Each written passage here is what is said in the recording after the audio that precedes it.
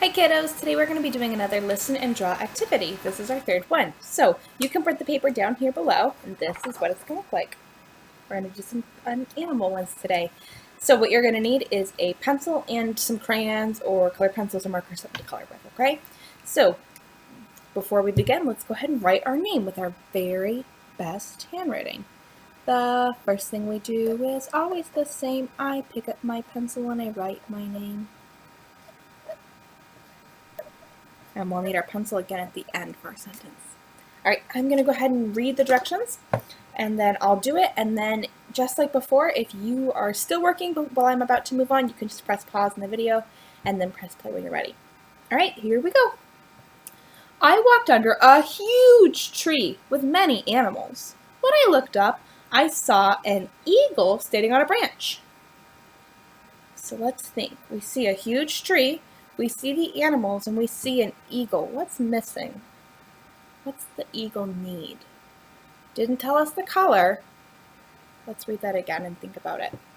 I walked under a huge tree with many animals. When I looked up, I saw an eagle standing on a branch. What do we need to draw? A branch for the eagle. Very good. So let's draw the branch.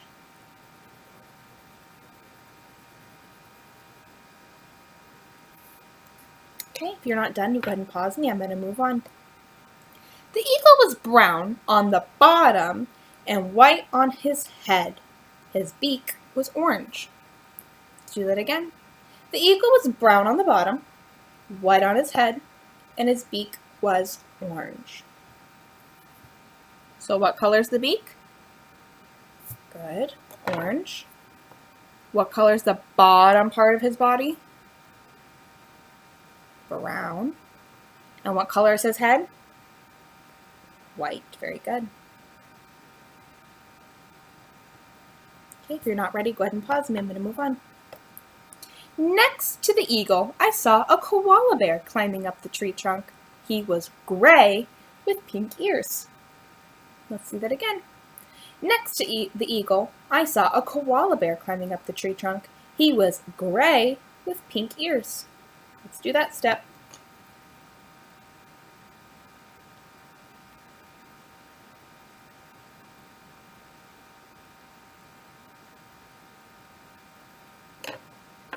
And what color were his ears? Pink. Very good. Be careful not to get the tree in there when we're coloring the koala. If you're not ready, go ahead and pause me. I'm going to move on. On the other side of the eagle, I saw a brown monkey hanging by his tail. Okay, let's read that again. On the other side of the eagle, I saw a brown monkey hanging by his tail. Let's do that step. What color is this monkey? He is brown.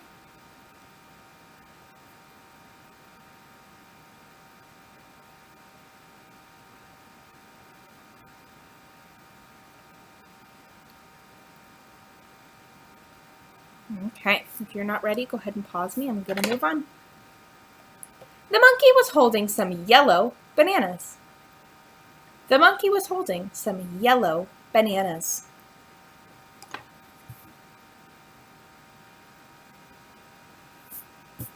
Okay, I'm going to move on. Next to the monkey, there was a brown sloth. He was hanging upside down by his hands and feet. Let's read that again. Next to the monkey, there was a brown sloth. He was hanging upside down by his hands and feet.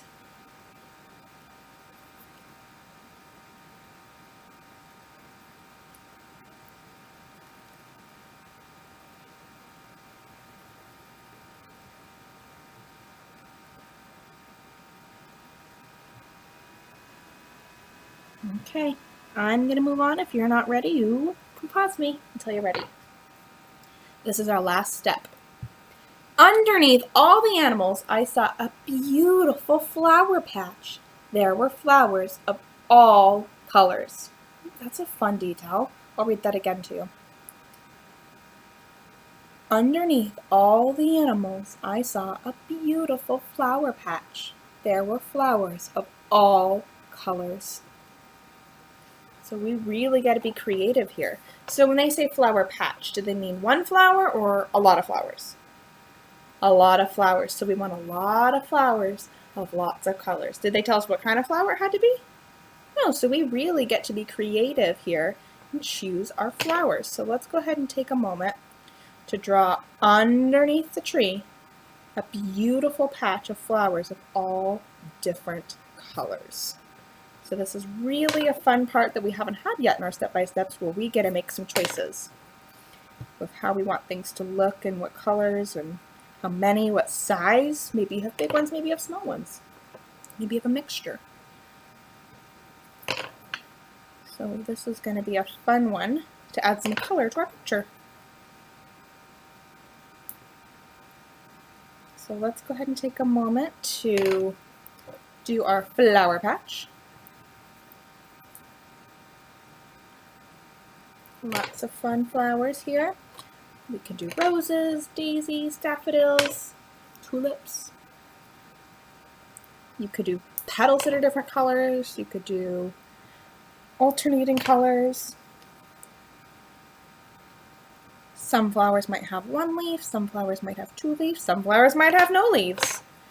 But our flowers need flower stems, right?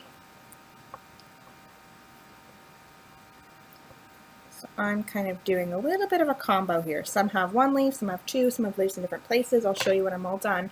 But I hope you're having fun being creative here.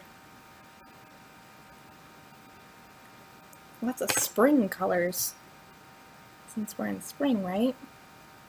So I might go back and add a couple more, but I wanted to show you what I have so far and then talk about what we could do next. So far, here's what I have. I have my brown sloth, my brown monkey with yellow bananas, brown body, orange beak, white head, gray koala, yellow ears, and then a patch of flowers of different colors.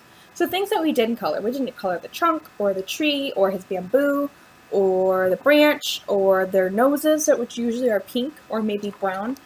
So we didn't get to color those things. There's no grass, there's no sky, right? Those went in our directions. So now that we've followed the directions, we get to kind of add our setting. We get to make some creative choices and make our picture more interesting. Use our 5 colors and 5 details, right? So from here, what I'm going to do is I'm going to color the tree and the trunk and the sky and all those different pieces, and then I'm going to write my sentence. So your sentence could be about the animals. It could be about where they are, what are they doing, how'd they get there? Maybe the flowers. It could be about something else that you've added to the picture. Maybe you have a person who's watching them or something. So your sentence can be about anything you want. Just remember to make it a 5-star sentence. So we're going to use an uppercase at the beginning. Finger space. You're going to sound out words you don't know. If you don't know how to spell koala, you're going to sound it out. And you're going to write k, w, o, sound it out. And write the sounds that you do hear. If it's a sight word, you might be able to look at your sight word list to spell that correctly. And then we're going to use an appropriate ending mark. So if it's a question, we're going to use a question mark. If it's a statement, we're going to use a period. And then if we're excited, like we're really excited because we like this, we're going to use an exclamation point. So we want to make sure that we're using a punctuation and it's also the appropriate one, the right one. So we would love to see your final products, your pictures. We want to see what you added to them, and then we of course love to see your sentence. So maybe you can present these to your teacher on Flipgrid. You could take a picture and send it out, whatever you would like to do, but we would definitely like to see your final product. So thank you for doing another listen and draw with me. Talk to you soon. Bye-bye.